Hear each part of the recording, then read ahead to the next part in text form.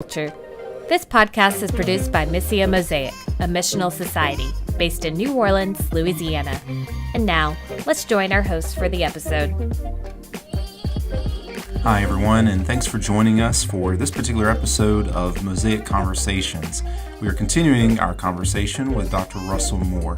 As we noted in the last episode, we're talking to him about the fissures and the fault lines that we were finding in North American Christianity. So let's jump in and listen to part 2 of our conversation with Dr. Russell Moore.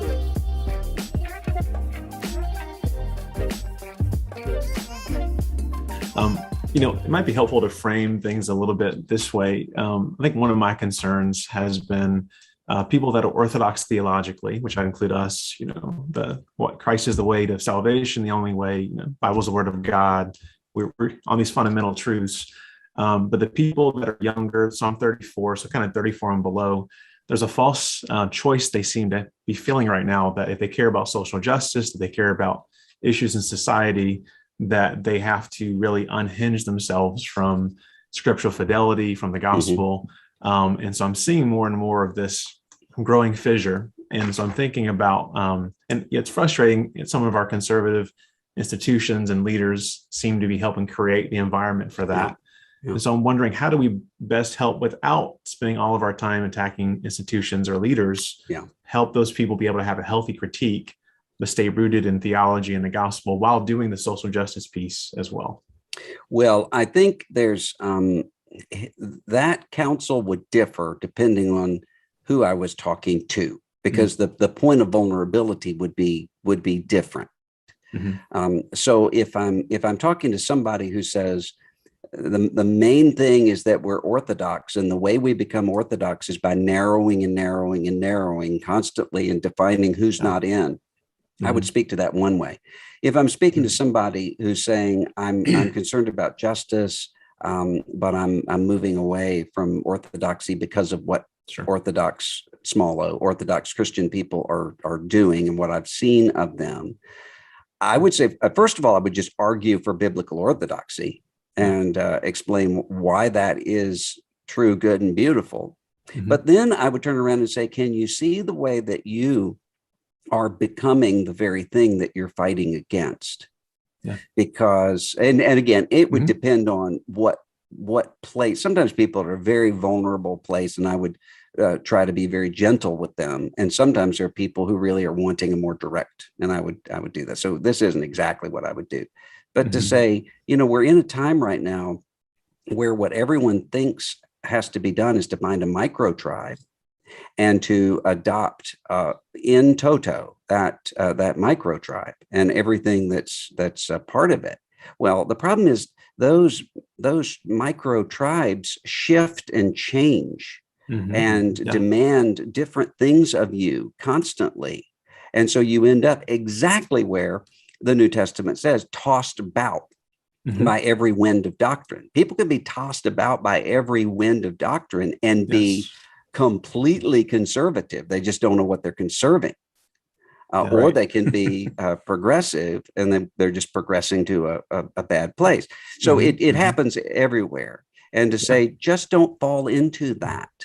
So as Wendell Berry said one time, one of the most dangerous things that can possibly be said, or two things. One of them is, let's just go whole hog on anything. It's always dangerous, anything, human. And then secondly would be desperate times call for desperate measures. And so then if you define all times as desperate times, and you tell people, you really can unhinge from aspects that are solid ground, just so that you don't appear to be in some camp. Well, that's just dangerous. And so I would just say, in that case, often there are people who are getting to that place legitimately because of the ways that they've been treated. Okay, I would speak to the people who have treated them that way, without ever referencing the things I would say to the person who has been treated that way, where I would say, okay, let's separate out head from body here. What you're experiencing here, it not only is not what you have experienced, is not only not Jesus, but Jesus told you it would happen, warned us ahead of time.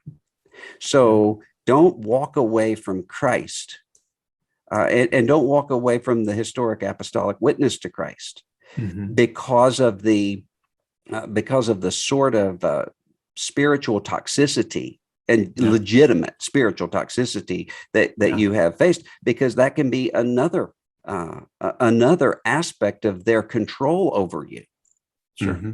Is by your continuing to say, well, where are they? I'm opposite.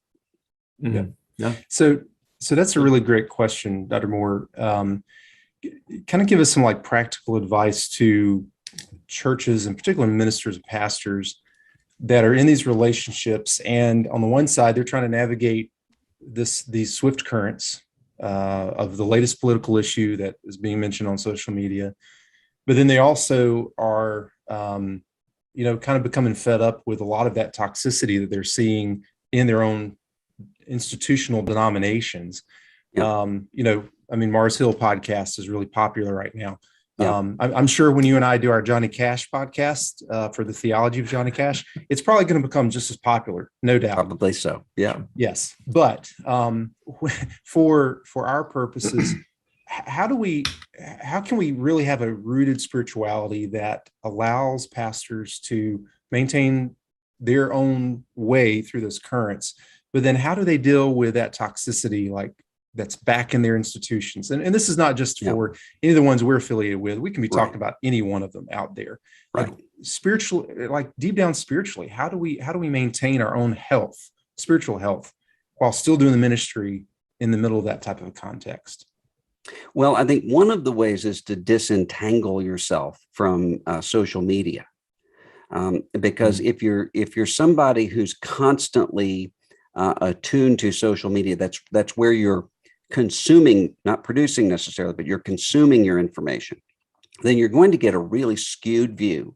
And the very mechanism of social media, Tom Nichols has an excellent new book about the threats to democracy. And one of those is the way that social media is meant to keep you in a state of constant alert. And so when you're in that sort of state, you're really not able to tell what's actually important and what's not important. You think you're more informed, but you're actually less informed. So I would say disentangle from that and find yourself cultivating the kind of attention that and may say, this sounds like a Sunday school answer. Well, Sunday school is right. Read your Bible and pray. And cultivate the ability to both stand firm and to love your enemies and to bless those who revile you. I mean, that's the way you have to do it. Now, what I would say is the complicating factor here in most of church life, most of denominational life in various denominations, is that most of the people tend to be healthy and tend to be fine.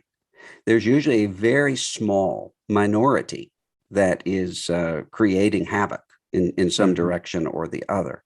Problem is there are two very different psychologies involved. So the healthy people think, I'm sure he's really embarrassed about what he just said in that business meeting or in that bishop's council or on Twitter. And so if we just kind of ignore it, then and kind of pretend like we didn't hear or see that, then he'll come around. Or to say, if we just try to give them 40% of what they want, then they're going to be concerned for the unity of the church, just like we are, and they're going to come around. The problem is that's not the psychology usually at work. And it's a psychology that's willing to do things that the majority of people just are not willing to do for good reasons. And so what you end up with then is, I've seen this happen in churches, I've surely seen this happen in denominations, where the healthier a person is, the more disengaged the person is, not from the ministry of that church or denomination, but from what they would deem the politics of it. Mm-hmm. And so they leave it alone. And what that means, though, is that you have a toxicity that then becomes the sort of atmosphere in the room, in a way that eventually the healthy people who are disengaged from that start disengaging in all the places where that then becomes the regnant environment around them. And then ultimately they leave. Mm-hmm. And, that's and I think in many cases, leaving is the right thing to do. And in many cases, leaving is the wrong thing to do. Mm-hmm. And, I've done both. I've done 10,544 stayings, one leaving. And, you have to be able to tell what's the right step in either of those cases. But as long as that's the dynamic in any institution, then it's very, very difficult to turn it around. Yeah. I think that's some really great practical advice for pastors. As a follow-up to that real quick, there's, as we were talking about pre-show, there's a turn towards that ancient way of worship, towards liturgy, towards orthodoxy. And we've seen a lot of that growth in different denominations and different groups that have formed, especially here in the United States. Do you see any, and this is kind of from your own personal reflection, do you see any type of way that turn towards kind of like the ancient church, which, by the way, had its own problems as well, because we hear all the time people say, well, you should get back to the Church of Acts, but they were just almost as dysfunctional as we are today. Or Corinth. So, or Corinth for sure.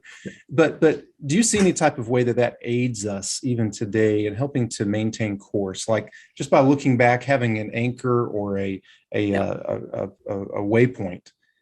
Does that feed into our modern day and times to help us at all, do you think? Yes, with a caveat.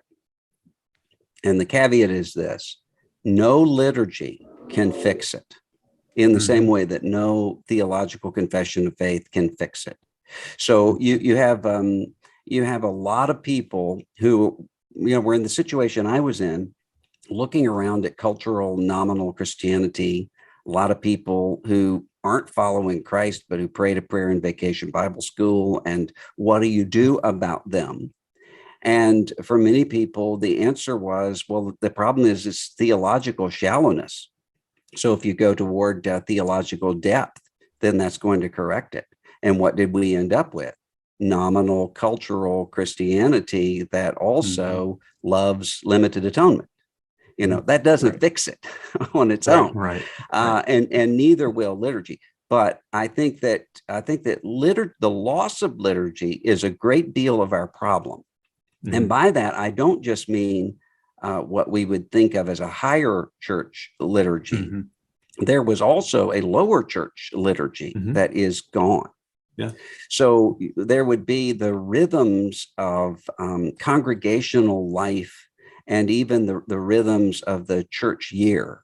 So my Anglican friend has that Book of Common Prayer continuity pretty much all the way back to the 16th century and then some of it from before. But it's also the case in my home church. There was a rhythmic liturgy that we just didn't know was that. There was the marching in with the flags to Vacation Bible School, and every year you were going to pledge to those flags in the Bible. And that sort of built the rhythm of the year. Every service was going to have certain pieces that were the same, including one of the key pieces of a lower church liturgy that I think is gone to our detriment is the altar call. I know why it's gone, but there was something about that every Sunday singing a hymn of invitation together and being reminded this is the same experience as when I came to know this. And when that's lost, or the way that even lower church people were being influenced in ways they didn't know by liturgies of others, the Book of Common Prayer wedding service and funeral service, which is often used in very, very low church circles. And what does that do? it gives a kind of continuity where for some people, the most meaningful times that they have are at weddings and funerals, because the people who are married to each other, they're sitting in that wedding service, hearing the exact same vows they took. And they're reminded of that. Every time they go to a funeral, they know there are going to be some pieces different, but it's the exact same. These are the words that are going to be said when I am put in the ground. There's a continuity that comes there. And there's a great deal to the way that God designed us for that kind of rhythm and continuity that I think we lose at our peril. Yeah. And, one of the things we always say is that, because we do a little bit of liturgy, we're probably too high church for most non-denominationals or Pentecostals, and we're definitely too low church for most Catholics and Orthodox. But there's that balance. Like the liturgy, the rhythm should always feed us, that we are the master of the liturgy. It's not the other way around. And even allowing that the movement of the Spirit for those times when he decides to move, I think are important. But I think those are great reflections, especially as we're dealing with some of these cultural currents right now. Stephen? Yeah, it's really helpful. Kind of as we get ready to start wrapping up, there was a podcast you did maybe in the last few months, and you talked about really moving Christianity today because of a particular moment that you were sensing, and just kind of the idea of being a kingdom first evangelical. And so a lot of us are struggling with that term evangelical anyway. Like, I'm not sure I want to use that term ever again for myself in any kind of, people come to our church, it has so much baggage to it. And so can you help us understand, what do you sense the moment is? Because many of us are feeling a similar moment, I think. Yeah. And then what is the way forward for our movement? And should there even be a movement of what we have, or do we need to kind of restructure it a bit? So. Yeah, I understand the discomfort with the word evangelical. And I even expressed that about 5 years ago, that I found myself, if I used it, I was qualifying it so much with people. But over time, I've come to think we really can't seed that word over, because there's too much to that word that can't be replaced by any option that I've ever seen out there. So we shouldn't seed the ground on that. But I also think that, just as we talked a few minutes ago about the relationships that had fractured in every institution, really in every family that I know, Christian, non-Christian, whatever they are, all of these relationships have fractured. But there's also, at the same time, though, a sense that God is bringing people together, and he's bringing them together. One of the things that's healthy that I'm seeing, and I'm doing a lot of work in getting behind the scenes conversations taking place, often with people who 10 years ago not only never would have been in the same room, but would have been denouncing each other at competing conferences, but they've come to see each other in a different light because of some shared experiences. And what's encouraging to me is that, at least in the rooms that I've been in, it's not about, well, let's retake the word evangelical by defeating them. No, it's before one's own master, one will stand or fall. So what we're concerned about is not what other people are doing, but what we're building. And that's an evangelical witness that really does seek the kingdom above everything else, really is orthodox and grounded, and yet is able to tell the difference between first things and second things and third things and fourth things, and is able to love each other. Yeah, I mean, I think that's going to be key, and I think that God is.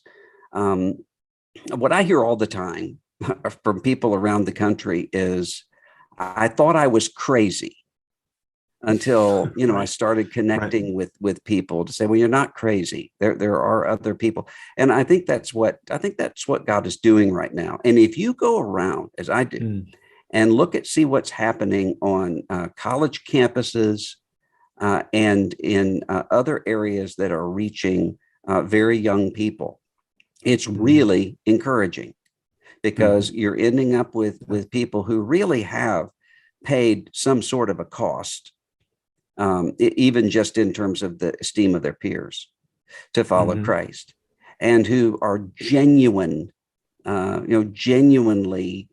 seeking the new birth, for emphasis on the new birth and emphasis on the Bible and love of Christ and all those things. It's really astounding to see that happening. So I think we can err, if you go back to the two ways, you can err at this moment by saying, well, in order to protect the reputation of the church, we have to ignore this stuff. If you do that, you destroy the reputation of the church, the very thing that you're trying to save.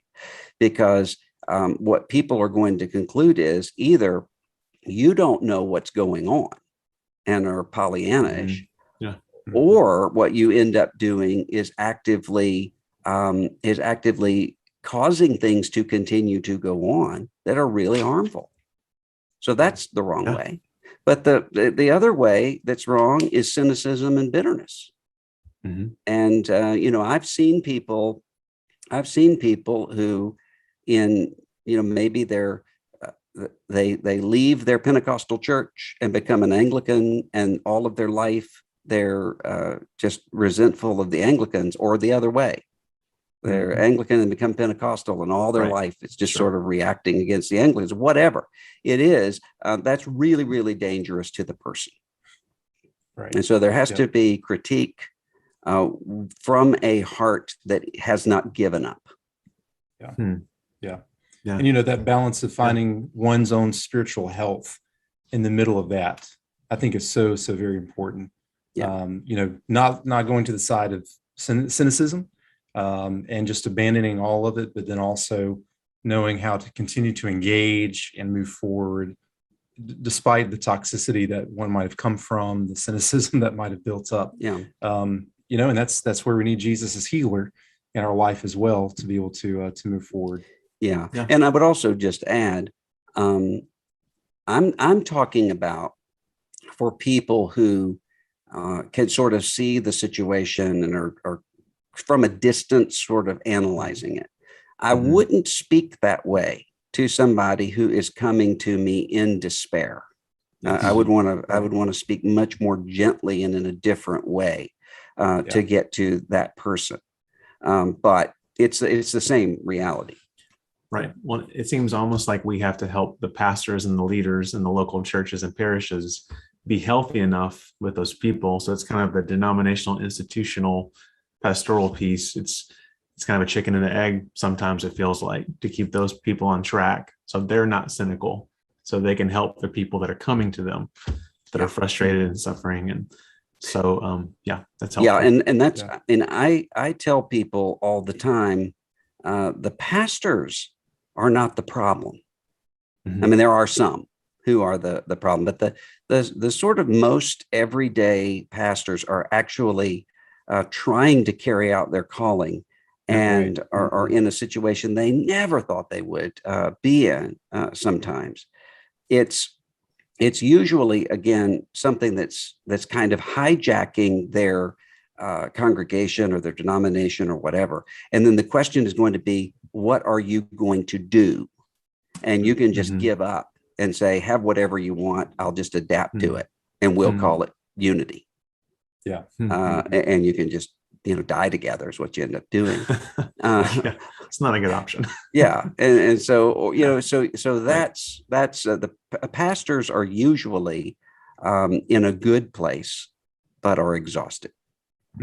True. Yeah, that rings true. Dr. Moore, as we wrap up here, of course, you just made the move to Christianity Today, and we really are excited for that move because it feels like Christianity Today is really fulfilling the original vision of why it was started and out of that original evangelical movement. But tell us about some of the things that you guys have planned, some of the content you're putting out there, and some of the great things that are coming out. We're in my area. We're working on two things in content. And so that's going to be multimedia in terms of content, audio, video, and various other ways, helping people through this time with a joyful Kingdom First theological vision. And then the other is going to be finding areas of community where you can put people together in ways that can cultivate the kinds of renewed connections that we need right now.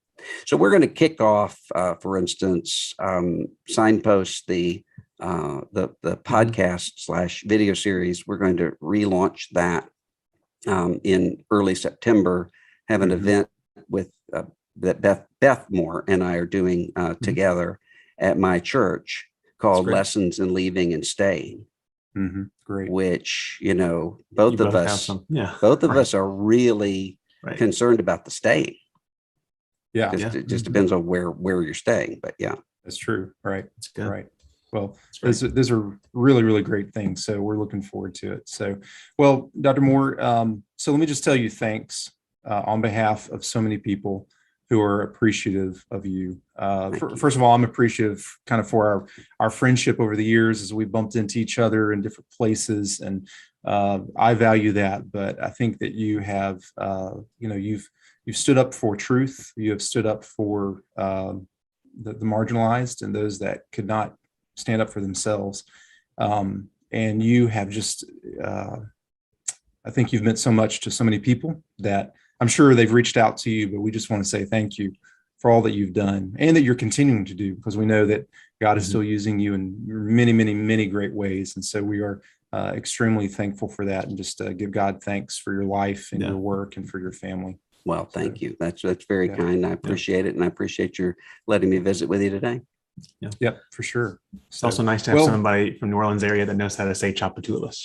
Yes. That makes us feel connected as well. That's kind of funny because I just passed a Snowball, kind of one of those food truck Snowball things. It's here in Nashville, and is named after streets in New Orleans, various ones. Really? I wonder how many people are really confused by that here. Burgundy, all of them. Throw them off. Yeah. It's good. Right. Exactly. Awesome. Exactly. Well, Dr. Moore, we'll as soon as all the pandemic stuff gets over, we might try to get you down to New Orleans for some speaking conferences or whatnot. But we thank you for being here with us, and this might be the start of the next great podcast series for the theology of Johnny Cash. And who knows, his theology actually might save evangelicalism.